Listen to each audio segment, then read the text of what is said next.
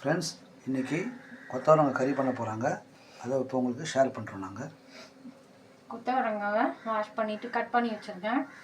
கூட இதுக்கு தேவையான உப்பு போட்டுட்டு நல்லா மிக்ஸ் பண்ணிவிட்டு வேக வச்சிடலாம். துருவின தேங்காய் கொஞ்சம், மிளகாப்பொடி 1/2 ஸ்பூன், ஒரு 1/4 ஸ்பூன் ஜீரகம், தண்ணி ஊற்றாமல் கொரப்பாக மிக்சியில் அரைச்சின்னு வந்துடலாம். இந்த மாதிரி கொரப்பாக அரைச்சிக்கோங்க.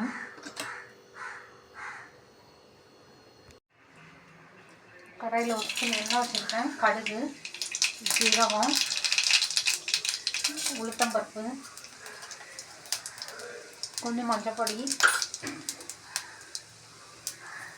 கொஞ்சம் பெருங்காயம்,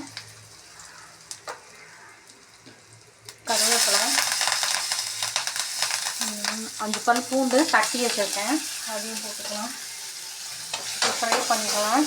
கொத்தவரங்காய் கொஞ்சம் வாயு, அதனால் பூண்டு சேர்த்துக்கோங்க கண்டிப்பாக. டக்குன்னு பிகினர்ஸ் கூட பண்ணிடலாம் ஈஸியாக.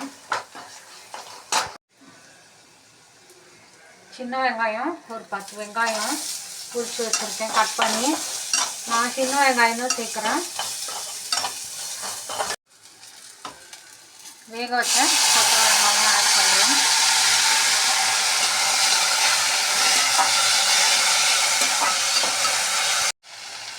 கொரப்பாக அரைச்சி வச்ச தேங்காவை போடலாம்.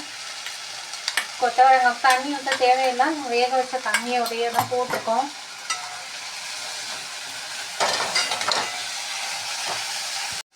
லைட்டாக கொஞ்சம் வெல்லம் ஆட் பண்ணுறேன். நல்லா மிக்ஸ் பண்ணிடலாம்.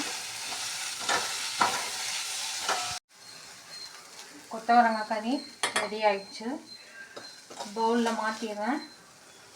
சர்வ் பண்ணுறதுக்கு கொத்தவரங்காய் கறி ரெடி.